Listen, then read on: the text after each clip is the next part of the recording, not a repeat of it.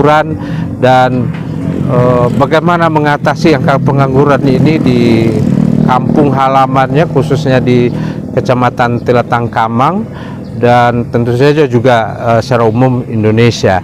Dan ini akan menjadi perbincangan menarik kita di Palanta Arah Mudo, dan silahkan disaksikan perbincangan kita setelah ini. Terima kasih. Assalamualaikum warahmatullahi wabarakatuh. Assalamualaikum warahmatullahi wabarakatuh. Sahabat Palanta, seperti apa yang kita antarkan tadi, hari ini kita sudah bersama dengan Bung Elvianto, pendiri Pokdatan Sangkuriang. Mungkin bagi kita belum populer apa ini Pokdatan, adalah semacam kelompok budidaya ikan. Terima kasih Bung Elvi, kita sudah diterima dari Palanta sore ini ya, karena mungkin banyak hal yang menarik ini untuk kita perbincangkan. Namun tetap mari kita awali, kata orang tak tahu karena tak kenal maka tak sayang maka tak cinta. Silakan pertama. Baik, sahabat Palanta ya Pak. Sahabat Palanta. Selamat siang sahabat Palanta. Perkenalkan, nama saya Elvianto, Ketua Pokdakan Sangkuriang Jaya Agam. Jadi Pokdakan kelompok budidaya perikanan yang beralamatnya di perbatasan Kecamatan Tilatang Kamang, Kamang Mage, kilometer 8 Jalan Raya Bukit Tinggi Kamang. Mungkin perbincangan kita diawali dengan ini nih, Sangkuriang, itu kan nama Sunda. Ya, ya. Kenapa Pokdakan Sangkuriang? Oh gitu. Baik, karena memang ini banyak timbul pertanyaan bagi pengunjung. Ya, kita beradanya di Ranah Minang. Ya, kenapa namanya itu Sangkuriang seperti itu? Kenapa tidak Malin Kundang tepatnya? Jadi begini, kebetulan Sangkuriang ini adalah salah satu nama dari spesies ikan lele seperti itu, Pak. Jadi spesies lele ini ada namanya lele dumbo, ada lele piton, ada Sangkuriang, kemudian yang terbaru sekarang ada mutiara nama spesiesnya. Jadi kebetulan di tahun 2019 itu kita budidaya itu kita fokuskan ke spesies Sangkuriang seperti itu. Nah, jadi makanya namanya kita ambil Sangkuriang seperti itu, Pak. Ada yang menarik nih Pepe. Sebelumnya itu adalah kepala sekolah. Ya. Dan itu pun sekolah kejuruan yang favorit ya, sekolah farmasi. Lalu mengambil putusan untuk meninggalkan itu dan terjun ke dunia budidaya ikan ini. Pertanyaan pertama itu, apakah pendapatan menjadi kepala sekolah itu jauh lebih kecil atau bagaimana? Cerita tentang ini. Jadi sebetulnya panel ini ada 3 alasan spesifik ini. Ya, kita tidak munafik juga lah. Tentunya yang menjadi alasan utamanya itu adalah ekonomi keluarga seperti itu. Ya, karena sebagaimana kita ketahui itu kan beban hidup kita itu makin lama tentunya makin naik. Nah, tentunya dengan merencanakan sesuatu untuk masa depan, tentunya kita udah bisa mengira-ngira. Kalau kita bertahan di sini, kira-kira bagaimana masa depan kita kelak, perbandingan antara penghasilan dengan biaya hidup bagaimana gitu kan. Jadi alasan utama memilih untuk berwirausaha ini memang faktor utamanya itu adalah ekonomi seperti itu. Jadi kalau dahulunya mungkin anak masih kecil-kecil, ya biaya hidup itu mungkin belum berat, kemudian sudah diperkirakan dengan penambahan penghasilan yang kita dapatkan sebagai boleh dikatakan karyawan itu, kita udah bisa prediksi dari tahun ke tahun itu berapa kenaikannya. Sementara itu tidak seimbang dengan kemungkinan biaya hidup yang akan kita keluarkan ke depan gitu. Jadi pada waktu itu tentunya diputuskan berarti saya harus cari jalan lain. Itu yang pertama alasan. Tapi alasan yang paling spesifik itu sebetulnya karena itu beban mental sebetulnya. Jadi beban mentalnya begini. Saya di sekolah kebetulan guru kewirausahaan seperti itu. Jadi sudah lebih dari 10 tahun saya mengajarkan kepada siswa-siswa saya bagaimana pentingnya menjadi wirausaha. Tetapi setelah saya lihat aplikasinya setelah mereka tamat, tidak ada mereka itu yang berani mengambil keputusan dari apa yang saya ajarkan seperti itu. Jadi pada waktu itu setiap saya ngomong bahwa wirausaha itu layak untuk dikerjakan, jadi pengusaha itu layak, anak-anak murid saya tentunya, anak murid saya itu jarang yang mengambil keputusan, tetap mereka berlomba-lomba jadi pegawai seperti itu. Bahkan pernah muncul waktu itu sebuah tamparan keras pada diri saya. Apa katanya? Pak, Bapak ngotot sekali nyuruh kami jadi wirausaha. Bapak punya ilmu, kenapa anda ambil keputusan seperti itu? Karena anak sekarang kritis gitu ya. ya. Anak-anak sekarang kritis seperti itu. Jadi pada waktu itu saya menjadi tamparan berat seperti itu ke saya. Berarti anak-anak ini bukan mendengar apa yang kita omongkan, tapi melihat apa yang kita lakukan seperti itu. Jadi sebagai jawaban untuk mereka, sebetulnya saya waktu jadi tenaga pengajar itu saya selalu meluangkan waktu untuk membangun usaha saya sendiri di luar. Tapi mereka rata-rata tidak percaya seperti itu. Sudah saya ngomong, di samping saya jadi guru, saya tetap buka usaha di luar. Saya pernah dirikan toko obat, toko kosmetik gitu kan. Bahkan usaha ini 2014 saya rintis waktu itu, saya masih berstatus seorang guru seperti itu.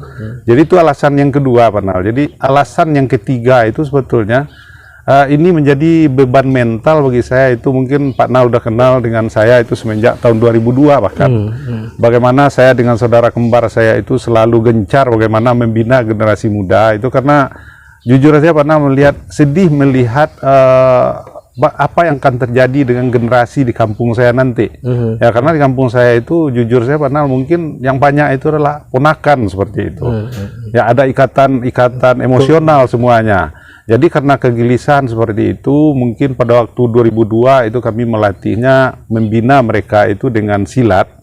Tetapi hasilnya kalau dengan silat itu ya mungkin hanya prestasi, sementara ada sesuatu mungkin setelah mereka dewasa itu yang betul-betul dibutuhkan mereka, yaitu bagaimana mereka bisa mandiri dari sisi ekonomi seperti itu. Jadi pada waktu mendirikan perguruan silat, itu bahkan kita sudah mencari peluang-peluang untuk anak-anak yang sudah selesai itu, bagaimana bisa mereka membuka peluang-peluang ekonomi. Karena bagaimanapun padahal skill untuk mereka itu perlu kita latih. Ya, karena kita ketahui itu kalau watak dari masyarakat kita itu kan belum bekerja kalau belum jadi pegawai. Sementara kita melihat di lapangan berapa persen lah kemungkinan jadi pegawai. Apalagi sekarang tambah sempit. Tambah sempit kenapa? Sekarang itu di negara kita itu padat karya, bukan padat modal, bukan padat karya lagi. Kenapa? Mungkin tenaga manusia sekian persennya udah digantikan oleh mesin dan teknologi seperti itu. Dulu pernah, karena latar belakang dari sekolah farmasi, yang memimpin sekolah farmasi kan ada usaha farmasi berkaitan dengan itu. Tapi tiba-tiba kenapa pilihannya lele? Nah gini, kebetulan saya guru kewirausahaan, waktu itu ada sebuah ilmu mencetuskan ide bisnis seperti itu. Jadi kan ide bisnis ini bisa muncul, itu basicnya mungkin pendidikan. Ya mungkin karena lingkungan atau mungkin faktor faktor keturunan seperti itu. Nah kebetulan kalau awalnya dulu nyambil saya itu di waktu pulang sekolah, memang saya buka kewirausahaan itu buka toko obat, kosmetik, ada hubungannya dengan farmasi seperti itu. Tetapi pada waktu itu perjalanannya kurang bagus. Nah kemudian saya coba beralih lagi ke lingkungan dan keturunan seperti itu. Kenapa saya ambil kebijakan untuk budidaya lele? Karena saya melihat pada waktu itu, pemerintah pada waktu itu mungkin Pak Nal pernah mendengar itu bagaimana pemerintah memprogram supaya ekspor sapi di negara kita itu dibatasi dan akan diganti menjadi sumber alam kita seperti itu. Bagaimana pemerintah pusat waktu itu merancang bahwa akan membumingkan hasil potensi negara kita sendiri. Tentunya kalau kita lihat negara agraris, potensi utama kita lauk pauk tentunya ikan. Jadi saya melihat pada itu ini peluang besar ini bagi masyarakat. Jadi makanya pada waktu itu ditopang dengan kebijakan pemerintah yang saya lirik seperti itu. Kemudian sarana prasarana saya hidup di lingkungan yang potensi airnya itu cukup bagus seperti itu. Jadi airnya itu mungkin di musim panas tidak terlalu kering. Jadi saya lihat potensi alam, sumber daya alam lingkungan saya itu bagus untuk perikanan. Makanya pada waktu itu saya ambil alih, saya coba melirik bisnis bidang perikanan ini seperti itu. Dulu kan kalau telatang Kamang dan Kamang itu kan sebetulnya lebih cenderung perikanan air tawar. Ya. Bukan lele. Bukan lele ya. Tapi kenapa tidak coba membangkitkan itu kembali? Jadi gini Pak Nal. Kebetulan kenapa saya ambil waktu itu pembenihan ikan lele. Kebetulan ada di antara anggota keluarga itu dia yang berdagang ikan lele seperti itu. Juga berdagang ikan mas ada, berdagang ikan nila ada seperti itu. Jadi pada waktu itu yang jadi kendala itu adalah lele. Kalau nila dan ikan mas mungkin sumbernya itu banyak. Jadi pada waktu itu saya lihat ada di antara saudara yang berdagang ini berebut. Ada pasokan waktu itu dari luar Kabupaten Agam, itu setiap datang itu berebut. Jadi pada waktu itu saya melihat, wah ini celah peluang bisnis ini, berarti saya harus sediakan bibit untuk orang-orang ini gitu. Jadi itu kenapa pada waktu itu saya simpulkan lele, ya karena lele ini budidayanya itu berbeda dengan ikan mas dan nila, Panal. Jadi kalau ikan nila dengan ikan mas mungkin idealnya itu di kolam-kolam tanah. Sementara lele ini bisa kita budidaya di atas darat seperti itu. Jadi karena potensi sumber daya alam saya di sini ada darat, ada air, makanya pada itu saya coba ngambil untuk pembenihan itu bisa dibuat kolam-kolam terpal di atas darat. Nah, jadi makanya pada itu saya putuskan berarti lele lebih cocok nih untuk di budidaya seperti itu. Belajar dari mana, Pepi? Otodidak, Pak. Jadi belajar budidaya lele otodidak. Otodidak. Pertanyaannya berapa kali gagal? Awalnya dulu saya belajarnya, saya beli sebuah buku. Kemudian dari buku itu saya belajar coba. Setelah dicoba pada waktu itu, waktu dia menetas itu boleh dikatakan banyak. Tetapi setelah sekian bulan, kata orang kan satu indukan itu berpotensi melahirkan anak itu 20 sampai 60 ribu. Saya lihat waktu menetas itu banyak, Pak. Cuma setelah 1,5 bulan, waktu saya panen jumlahnya hanya tinggal 150 ekor. Nah, pada waktu itu saya buka buku lagi, lalu saya buka YouTube, saya ulang lagi seperti itu. Jadi periode itu 1,5 sampai 2 bulan yang pertama. Kemudian yang kedua saya coba lagi, saya pelajari kenapa bisa gagal seperti itu kan.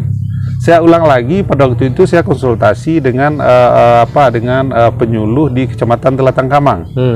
Kebetulan pada waktu itu penyuluh yang spesifik belum ada, belum saya kenal. Jadi beliau itu mengajarkan, beliau tunjukkan itu hamanya apa, musuhnya apa. Kemudian saya ulang lagi. Periode 2 juga seperti itu, Panal. Memang lebih baik dari sebelumnya, cuma masih belum boleh dikatakan peluang pokok aja enggak gitu. Jadi jumlahnya hanya 300 yang keluar. Kemudian pada waktu itu saya ulang lagi baca buku. Setelah saya ulang baca buku, nah inilah titik lemahnya saya waktu membaca dulu. Kebanyakan kita kan membaca itu tidak sampai tuntas. Kadang kita lihat baca judul, seakan kita udah paham isinya. Kita baca alinea pertama, kita seakan-akan sudah sampai paham ke belakang. Saya tidak baca waktu itu halaman terakhir. Jadi saya menganggap waktu itu kan setelah kita tetaskan lele, dia menetas, pola pikir saya kasih makan, kemudian dia akan besar seperti itu. Rupanya ada kata-kata terakhir waktu itu yang tidak saya baca. Sewaktu lele Anda menetas, jangan Anda berbangga dulu karena inilah awal kerja keras Anda. Ingat, lele ada kanibal. Kunci utama bisnis lele agar sukses adalah rajin melakukan pensortiran. Seperti itu. Itu yang tidak saya baca. Jadi pertama waktu itu 6 bulan pertama diawali dengan 3 kolam dulu. Saya kehilangan duit 6 juta. Waktu 6 bulan tidak dapat apa-apa gitu. Tapi saya tidak berhenti. Saya terus pikir gimana caranya. Kalau orang bisa, kenapa saya tidak? Nah, akhirnya setelah membaca itu, saya perbaikilah kesalahan-kesalahan itu. Dan Alhamdulillah, di bulan periode keempat selanjutnya sudah membuahkan hasil gitu. Dari 2014? Ya, 2014. Kalau sekarang produksinya berapa? Kalau sekarang kebetulan kita ini asosiasi, Pak Nal. Saya pelaku, kemudian ada beberapa teman lagi pelaku. Kalau di lahan kita tahun 2019 dulu per bulan itu bisa menghasilkan 1 ton. Teman-teman juga 1 ton. Jadi kami sekarang berasosiasi, produksi lele kita itu rata-rata sekarang 2 ton lah per bulan bersama teman-teman. Tapi sekarang kalau di Pokdakan Sangkuriang Jaya Agam itu kan karena kita sudah tambah koleksi lagi dengan ikan hias, jadi produksi itu boleh dikatakan hampir stagnan. Nah, untuk mengatasi solusi kebutuhan lele teman-teman ini, maka kita sekarang mencoba membina beberapa pokdakan lagi. Dan alhamdulillah di Kecamatan Telatang Kamang sekarang sudah ada 6 podakan binaan yang akan mengembangkan perikanan ini seperti itu. Nah, seperti apa yang Pak Nal katakan tadi, karena mage ini panjua anak dahulunya adalah sumber produk utamanya itu adalah ikan rayo. Nah, sekarang kita berusaha dengan teman-teman itu podakan-podakan tertentu mana yang hobi ikan rayo kita bina dia fokus ke ikan rayo gitu. Dan alhamdulillah Kecamatan Telatang Kamang sekarang ini sudah mempunyai podakan-podakan berbagai koleksi ikan seperti itu. Tidak hanya lele. Tidak hanya lele. Jadi kalau podakan Sangkuriang itu fokusnya lele sama ikan hias. Kemudian podakan Restu Ibu itu fokusnya ikan hias sama gurame. Kalau yang Gadih Ranti fokus baru di ikan mas. Kemudian ada di Pakan Sinayan itu fokusnya lele gitu. Dari pengalaman PLP, seberapa besar peluang buah ini menjanjikan? Nah, seperti ini Pak Nal. Kebetulan di podakan Sangkuriang, kita itu buat manajemennya khusus, tidak sama dengan manajemen kelompok kebanyakan. Nah, biasanya kan kalau masyarakat buat kelompok, biasanya kan basic sama, tugas sama, nanti pekerjaan setiap harinya sama, dan itu adalah awal dari sebuah pertengkaran seperti itu. Nah, jadi kita di awal-awal sudah mengatur manajemennya itu supaya kita di dalam itu bukan bertengkar tapi saling tolong-menolong seperti itu. Jadi maksudnya gini, awal komitmen membuat kelompok dulu kita sepakat. Jadi ada yang bidang pengelola, ada yang penyedia pakan, ada yang bagian pemasaran. Nah, kebetulan 4 dari anggota kita itu bidang pemasaran. Nah, Pak Nal tadi betapa besarnya potensi seperti itu kan. Jadi di antara 4 pemasar podakan Sangkuriang ini, nah kita setelah amati dan cek kebutuhan mereka, rata-rata 4 pedagang ini masing-masing mereka butuh lele itu 1 ton per bulan untuk dijual di pasar tradisional yang hanya ada di Kecamatan Telatang Kamang, Kamang Mage seperti itu. Seperti Pekan Kamis, Kamis Minggu, Pakan Mage itu Selasa Jumat, Pakan Sinayan itu Senin Jumat. Nah, rata-rata mereka butuh 1 ton per bulan. Mereka berempat berarti 4 ton. Kita udah jelaskan panel tadi bahwa kebutuhan mereka itu 4 ton, sementara produksi kita hanya 2 ton. Artinya apa? 2 ton lagi masih kita datangkan dari luar daerah seperti itu. Nah, artinya apa? Kalau 2 ton masih didatangkan dari luar daerah, berarti kalau masyarakat Tilkamla mau produksi dan berasosiasi kita nanti dengan podakan Sangkuriang dengan teman-teman yang lain, jadi produk itu dari kita untuk kita oleh kita. Jadi produk itu akan bergulir di sini seperti itu. Nah, bahkan kalau produksi itu nanti seandainya meledak, nah kita juga sudah persiapkan. Nah, apa yang kita persiapkan? Kita sudah bikin Poklasar namanya. Cuma sekarang Poklasar belum maksimal dijalankan.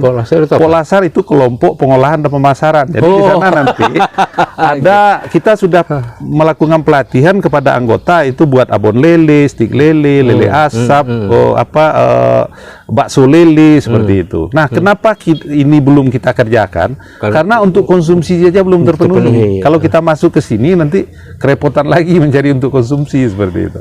Apa kendala yang menyebabkan bahwa produksi untuk mencapai 4 ton ini tidak tercapai? Nah, jadi gini, kalau saya melihat ini pernah bukan kendala, tapi bagi saya tantangan. Jadi kalau lele itu sebetulnya ikan jenis apapun, itu idealnya hidup di daerah yang cukup panas seperti itu. Jadi karena kemampuan hidup ikan ini rata-rata di suhu 24 sampai 30 derajat Celcius. Nah, kalau di daerah kita Telatang Kamang, Kamang Mage ini, dikala cuaca normal, itu mungkin suhunya bisa kisaran 24, tapi tidak bisa mengejar sampai 30. Tetapi di waktu cuaca ekstrim, itu suhu itu bisa di bawah 20, sama dengan suhu kamar mungkin hanya 15. Jadi biasanya sering kegagalan bagi pelaku, terutama lele, nah itu waktu suhu ekstrim itu. Jadi sering mati, sering berjamur dan lain sebagainya gitu. Jadi itu tantangan terbesar. Nah, tetapi setiap tantangan itu Pak, tentunya ada solusi seperti itu. Jadi sebetulnya penanganan terhadap air itu yang perlu dipelajari cuma. Jadi kalau seandainya suhu drastis dingin, nah kita harus kurangi debit air.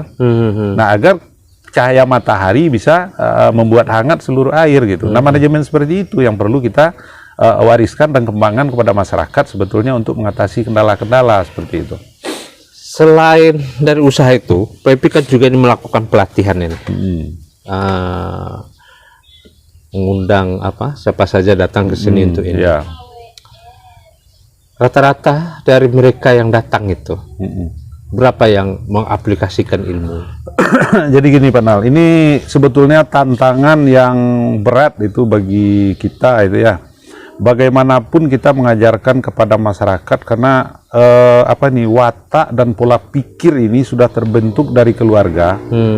Dan apalagi kalau kita lihat nih, maaf ini orang awak ini rata-rata bermental pedagang Pak Nal, bukan bermental pengusaha yang banyak gitu. Mungkin ada di antara saudara kita bermental pengusaha, mereka itu sukses. Tapi rata-rata kita bermental pedagang. Jadi maksudnya gini, setiap mereka datang ke sini, pertanyaannya itu selalu untung rugi gitu. Jadi contohnya gini, Pak, kalau saya punya kolam seperti ini, berapa bisa masukkan? Oh, ini kurang lebih 1.000. Kalau 1.000, berapa pakannya habis nanti? Sekian. Kalau sekian pakannya habis, panennya berapa bulan? Sekian. Dari panen itu kira-kira berapa kilo? Sekian. Mereka udah bayangkan untungnya sekian seperti itu.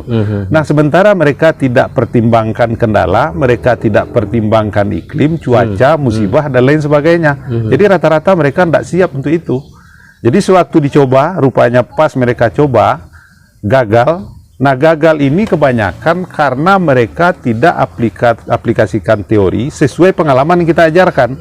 Mereka tetap paksa bagaimana supaya pengalaman yang kita ajarkan itu mereka sesuaikan dengan kondisi mereka seperti itu. Jadi mereka paksa prosesnya itu sesuai kondisi, bukan sesuai dengan yang seharusnya dilakukan. Nah, itu yang menyebabkan mereka itu gagal. Jadi akibatnya banyak sebetulnya yang belajar gini ini itu lakukan, tapi setelah gagal sekali mereka langsung hilang. Nah, jadi nggak balik lagi gitu. Jadi makanya kemarin itu kita ngomong-ngomong dengan beberapa tokoh masyarakat, berarti kepada masyarakat ini yang perlu dilatih itu bukan teknis. Ya, kalau teknis itu tempat belajar itu banyak, buku ada, YouTube ada gitu kan. Nah, makanya saya jelaskan, Pak, kalau seandainya tetap melakukan program pemberdayaan kepada masyarakat, saya usul ya, coba sesekali kita adakan pelatihan mental gitu. Bagaimana supaya pemuda dan generasi ini punya mental menjadi seorang pengusaha. Ya, karena prinsip saya gini, Panal, apapun usaha, ya bukan hanya bidang perikanan, kunci utamanya itu seperti saya ceritakan di awal kisah saya tadi itu kan, saya fokusnya waktu gagal, kenapa saya gagal, saya perbaiki, kenapa saya gagal, saya perbaiki, saya tidak fokus pada hasil. Nah, karena kesimpulannya apa? Setelah kita berhasil mengatasi kegagalan dan kelemahan kita, hasil itu akan ikut sendiri, dan itulah makanya terjadi sangkuriang seperti saat ini gitu. Berapa banyak anak-anak milenial yang sudah dibina di sini yang berani mulai dari, kan sudah ada ikan hias, kemudian ada ini lele. Ya, yang sudah mulai muncul dari binaan Pak Epi. Kalau yang sudah muncul, cuma sayangnya posisi mereka itu bagaimana ini, ibarat orang basera, Pak. Jadi kalau mereka seandainya berkumpul lah di satu jorong atau di beberapa jorong, mungkin kita bisa lanjutkan kepada mereka itu membuat kelompok perikanan milenial, dan itu saya tertarik sekali untuk membantu mereka bagaimana prosesnya. Cuma kalau sekarang kita lihat mereka itu di berbagai desa di Nagari ini, Basera, mungkin di kampung ini baru ada 3 orang, di sana baru ada 2 orang, di sana baru ada 4 orang, di sana baru ada 1 orang. Dan kalau saya total itu semenjak saya promosikan seperti ini, titik-titiknya yang selalu konsultasi di sini Teletang Kamang Lamau ini khusus generasi muda itu kurang lebih antara 20 sampai 40 orang ada yang datang konsultasi terus. Kemudian yang kelompok dewasa itu kita punya prinsip seperti ini. Setiap yang datang ke sini saya ajarkan dia dulu bagaimana podakan sangkuriang merintis. Mungkin dari 1 kolam dulu, 2 kolam, setelah itu tolong pengaruhi beberapa masyarakat lagi. Setelah cukup nanti beberapa pembudidaya dalam suatu jorong, nanti kita akan bentuk namanya podakan. Jadi ibaratnya mata air ini yang kita ciptakan, bukan menunggu hujan dari atas seperti itu. Orang komitmen dulu. Dan alhamdulillah sekarang sudah terbentuk dari tahun 2020 kemarin kita upayakan, sudah terbentuk 6 podakan yang sudah jadi. 6 podakan. Dan insya Allah nanti di dalam bulan depan itu kita akan membentuk 2 lagi, dan sekarang sedang merintis itu 2 kelompok masyarakat lagi gitu. Kalau misalnya, ini kan kelompok, ya. Kalau secara pribadi, rata-rata kan anak-anak muda ini tanya modal dari mana, kan begitu. Ya. Usaha lele modal kita nggak punya modal. Ya. Gitu. Biasanya anggaplah nih mereka selesai pelatihan, dilatih di sini, kemudian itu perlu modal berapa untuk bisa untuk ini? Jadi gini Panal, tergantung nih Panal, waktu itu kita pernah mengadakan pelatihan mandiri tahun 2019. Pada waktu itu kita coba sosialisasikan kepada masyarakat. Waktu itu latihan pertama ada yang hadir 10 orang. Dan hasil praktek mereka di sini itu selama kurang lebih 15 hari pada waktu itu, tapi tidak tiap hari. Setiap hari setiap Kamis Minggu selama sebulan. Jadi pada waktu panen sebulan, hasil panen itu saya bagi untuk mereka. Ya udah, hasil panen bawa pulang sebagai modal usaha. Itu kita lakukan dulu untuk membantu yang terlatih ini seperti itu. Dan itu kebetulan dapat sokongan juga dulu dari DPKP untuk membantu buatkan sertifikat untuk mereka. Dan lanjut setelah mereka paham, saya sarankan kepada mereka, tolong ajarkan lingkungannya. Dan alhamdulillah di antara yang pelatihan 2019 itu sudah ada yang menjadi podakan pada hari ini seperti itu. Nah, khusus untuk generasi muda, sebetulnya kita juga kemarin udah buka peluang untuk pelatihan ikan hias. Kalau untuk ikan hias, modal itu tidak banyak, Seperti yang saya lakukan di Sangkuriang dulu, modalnya itu hanya Rp50.000 untuk bisa berkembang seperti ini. Jadi 50 maksudnya seperti ini. Dulu kebetulan yang melakukan budidaya ikan hias ini anak saya waktu dia kelas 3 SMP hanya bermodalkan sepasang cupang. Cupang itu pada waktu itu kalau tidak salah 10.000 dibelinya satu, dibelinya sepasang. Kemudian sarananya dipakai aja dulu, sarana-sarana bekas, ember bekas, styrofoam bekas, dia minta aja pedagang ikan laut di pasar gitu. Kemudian ember bekas. Jadi modalnya hanya berapa? 40.000. Nah, kemudian ikan moli pada waktu itu. Ikan moli modalnya berapa? Cuman 10.000 sepasang. Di mana di budidaya ya dalam styrofoam bekas, dalam ember bekas, baskom bisa, Jadi itu awal budidaya. Nah, saya punya prinsip mengajarkan generasi-generasi penerus di sini, ibarat orang Minang itu mengikat padi dengan batangnya. Jadi setiap kita itu dapat penghasilan, jangan rubah dulu gaya hidup. Nah, jadi dengan tidak dirubah gaya hidup, gunakan keuntungan kita itu menambah sarana prasarana. Itu yang saya lakukan semenjak 2014 gitu. Jadi setiap keuntungan saya tambah kolam, keuntungan saya tambah kolam. Saya tidak nikmati dulu. Karena proses semuanya saya punya target, aset saya ini harus terbangun dulu seperti itu. Setelah dia sempurna, ya udah nikmatilah nanti lagi. Nah, jadi itu prinsip yang saya ajarkan Panal. Jadi berapakah modal untuk budidaya ikan hias? Berapakah modal untuk budidaya ikan lele? Ya, seberapa modal kita ada, kita bisa melakukan seperti itu. Berarti tiangnya mau. Kemauan. Modalnya kemauan seperti itu. Dan sekarang ini kan sudah begini. Apa kontribusi pemerintah? Alhamdulillah Pak Nal. Tahun 2014 saya merintis. Kemudian setelah 2015 kolam saya yang 3 sudah bertambah menjadi 14. Pada waktu itu datang kakanda kita, anggota DPRD Kabupaten Agam, menawarkan program. Jadi pada waktu itu saya tolak. Bang, saya belum siap. Saya belum bisa amanah karena saya belum paham. Kasihan nanti perawan di sini hancur gitu. Beri saya waktu 1 tahun. Setelah tahun berikutnya, itu kolam saya udah 24 pada waktu itu. Nah, setelah kolam 24 itu datang lagi beliau. Jadi pada waktu datang, beliau tawarkan lagi. Kan udah nih, segeralah bentuk kelompok, nanti saya bantu agar dibina oleh Dinas Perikanan seperti itu. Saya waktu itu karena masih belum paham betul, masih saya tolak 2016 Pak. Bang, belum Bang, sedikit lagi. Nah, kebetulan tahun 2017 pada waktu itu pernah datanglah penyuluh perikanan. Jadi apa kendala selama ini bagi penyuluh perikanan? Setiap ada program pemerintah, itu beliau cari masyarakat melalui birokrasi di bawah, mungkin jorong dan lain sebagainya, dibentuk kelompok dadakan. Akhirnya salurkan bantuan karena orang ini tidak paham, bukan pelaku, akhirnya seperiode bubar seperti itu. Jadi pada waktu itu penyuluh diusahakannya mencari pelaku-pelaku lagi. Kebetulan pada waktu itu saya pelaku dan saya ditawari. untuk bergabung. Jadi kata penyuluh itu, Pak, saya udah beberapa kelompok membina masyarakat, akhirnya bubar, akhirnya buyar, program kita akhirnya mati. Jadi kami ingin mengumpulkan pelaku ini untuk membentuk sebuah kelompok. Nah, kemudian kelompok ini nanti sebagai contoh bagi masyarakat bagaimana sebetulnya budaya ikan gitu. Nah, jadi dengan komitmen pada waktu itu dengan penyuluh, ya kita sepakat, tapi dengan aturan main yang saya sebutkan tadi, karena terjadi kesepakatan tahun 2017 waktu itu kami membentuk asosiasi Potopodakan ini. Alhamdulillah itu tahun 2019 dibantu oleh pemerintah Kabupaten Agam dengan DAK namanya.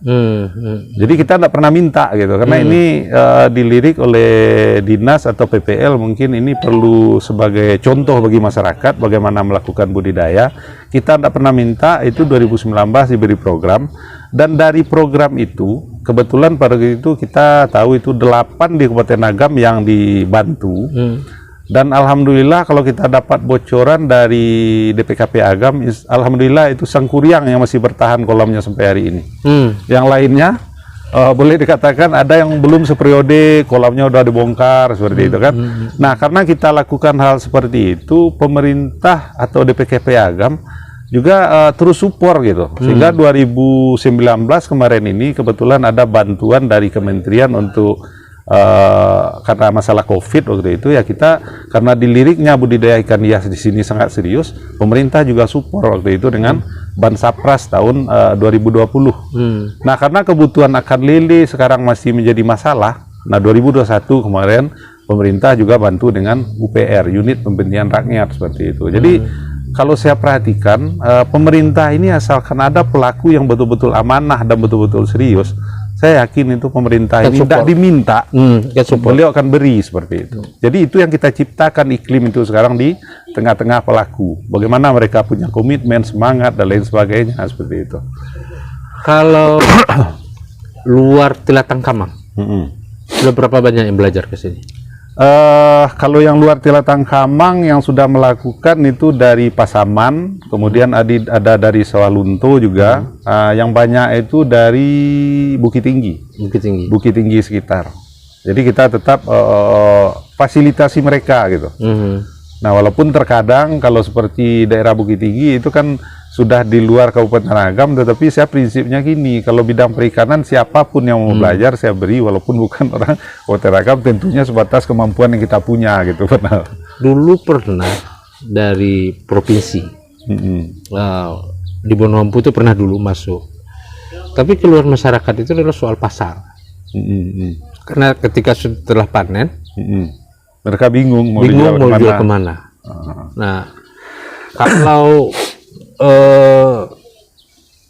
mengatasi hal yang demikian itu, kalau misalnya budidaya lele ini terus berkembang, itu solusinya menurut Pak Epi seperti apa? Nah, ini sebetulnya Pak Nal, inovasi seperti ini yang perlu kita ciptakan ya. Jangankan lagi di mana di daerah lain seperti Bukit Tinggi lain sebagainya.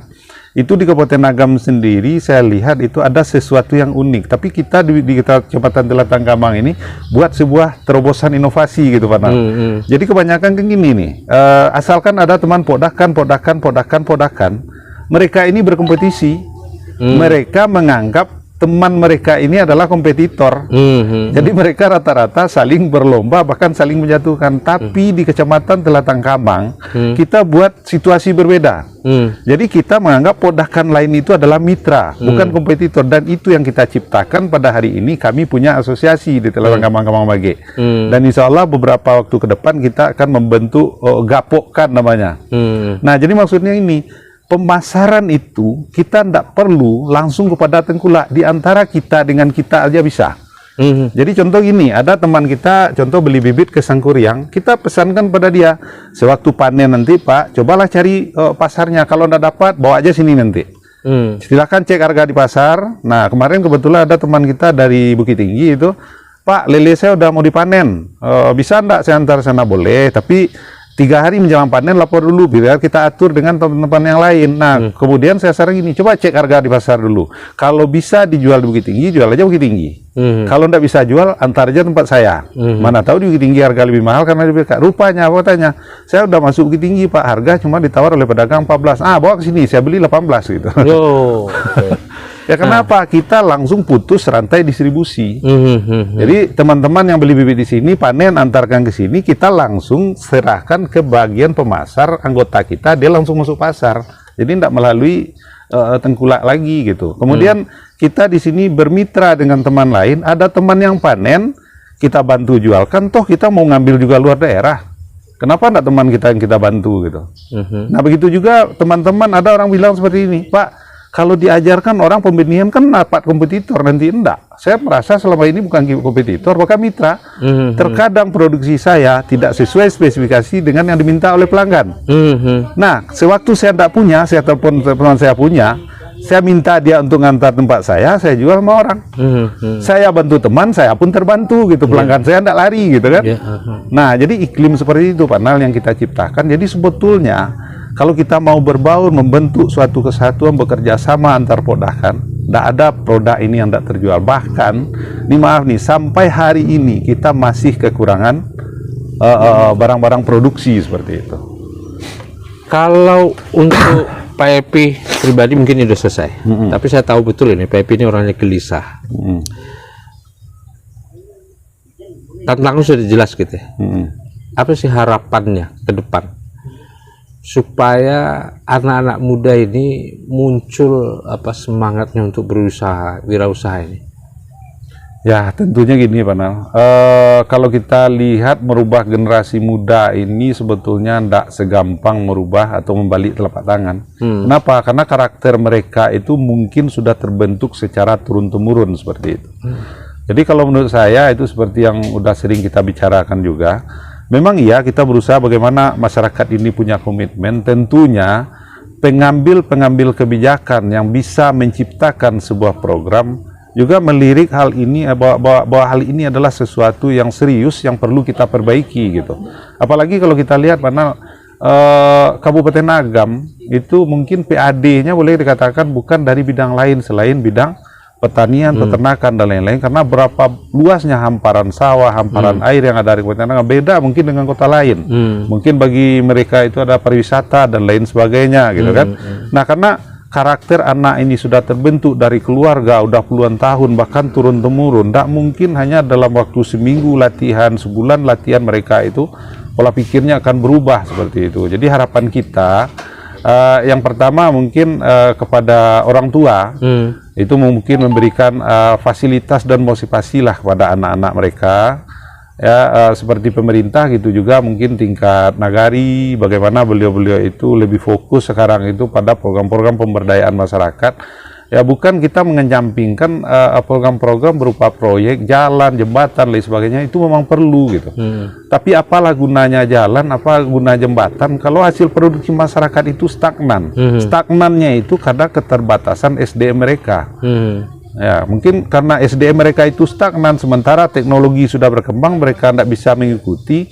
Dulu jalannya jelek mengangkut hasil produksi, mereka bisa produksi. Sekarang jalan udah bagus, produksi mereka segitu juga, walaupun melewati jalan bagus, kehidupan mereka tidak akan berubah. Jadi kita harapkan seperti itu, bagaimana supaya pemerintah itu lebih serius mungkin pada program-program pemberdayaan seperti itu. Nah, program pemberdayaan ini bukan hanya program lepas tangan.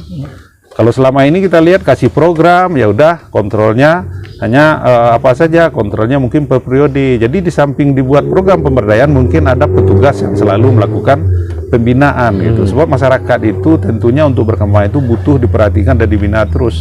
Jadi ada petugas yang khusus itu. Kalau kita hanya menyerahkan kepada penyuluh, kita kasihan juga Pak Nah. Contohnya kalau penyuluh Telatang Kamang itu hanya satu orang, beliau itu wanita, uliah kerjanya luar kecamatan Telatang Kamang, karena di Kabupaten Agam kekurangan penyuluh lagi, beliau pegang sekarang 2 kecamatan. Kecamatan Telatang Kamang sama kecamatan Ompek Koto seperti itu. Makanya pada waktu itu pemerintah mencari PPS Swadaya dan kebetulan saya diamanahi satu sebagai PPS Swadaya Kecamatan Telatang Kamang. Itulah makanya saya berusaha membantu tugas dari penyuluh yang dari kementerian seperti itu. Jadi seperti itu mungkin panah harapan kita. Tapi ini bisa jadi nanti nih dengan YouTube ini akan banyak yang datang belajar. Insya Allah Panal siap. Dan kalau ada yang serius nanti kita kan juga udah promosikan itu. Bagi yang serius itu kita terkadang itu dengan DPKP Agam juga sudah persiapkan. Kalau kamu serius mungkin ada fasilitas-fasilitas nanti silakan dinas Ya fasilitasnya misalnya diberi sertifikat sebagai legalitas, kita udah terlatih, dan mungkin saja kita akan bina mereka itu nanti membentuk podakan juga. Kalau ada peluang-peluang atau celah nanti program, kita ajarkan mereka itu bagaimana mengusahakan supaya kita juga dilidik program. Kita akan bina sampai ke sana gitu. Bukan hanya sebagai membina bagian teknis saja seperti itu, Pak. Jadi kalau saya berprinsip seperti ini, kalau Sang Kuryang bisa seperti ini, saya akan duplikasikan juga orang lain bisa seperti minimal seperti Sang Kuryang, kalau bisa lebih baik seperti itu. Dan saya akan wariskan terus apa yang saya lakukan, akan saya wariskan terus seperti itu. Ini kelebihannya kalau pengusaha itu pendidik. Karena juga latar belakangnya guru. Iya, gitu. iya. Mungkin barangkali Pak Epi, terima kasih banyak Ya, perbincangan menarik kita, dan mudah-mudahan semangat ini terus menular. Insyaallah, Pak. Kegelisahan ini menjadi sesuatu yang lebih positif bagi siapa aja yang menyaksikan YouTube ini. Terima kasih Pepi. Sama-sama, dan para sahabat Palanta. Itulah tadi perbincangan singkat kita dengan Pak Elvianto. Beliau ini memang multi talent. Selagi sebagai guru silat, banyak sekali lah. Mungkin barangkali datang ke sini lah, mungkin bisa lebih ngobrol lebih panjang, dan mudah-mudahan perbincangan kita ini menjadi sebuah inspirasi, dan mungkin juga bagi nagari-nagari yang ada di sekitar Telatang Kamang, Kabupaten Agam atau sekitarnya juga bisa memanfaatkan. Dan beliau tadi sudah menyatakan sangat bersedia untuk memberikan pengetahuannya, bukan hanya sekedar teknis, tapi akan dibimbing sampai selesai. Dan akhirnya kami ucapkan terima kasih. Billahi fisabilil haq, fattakullah mustatatum. Assalamualaikum warahmatullahi wabarakatuh.